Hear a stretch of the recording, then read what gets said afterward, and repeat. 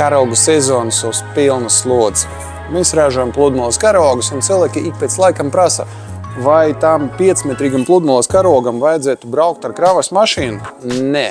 Viss ir ļoti kompakti, viss ir ļoti elementāri saliekās. To principu es tūlīt parādīšu. Saliekamais karogu masts uz makškeres principā. Viens segments iet iekšam otra, ieliekam nākamo trubiņu un pēdējo galiņu. Re, kur ir vesela stanga. Pludmales karogam ir uztaisīta tunēle. Re, kur ir. Tieši pie maliņā. Un liekam virsū līdz pašam galam.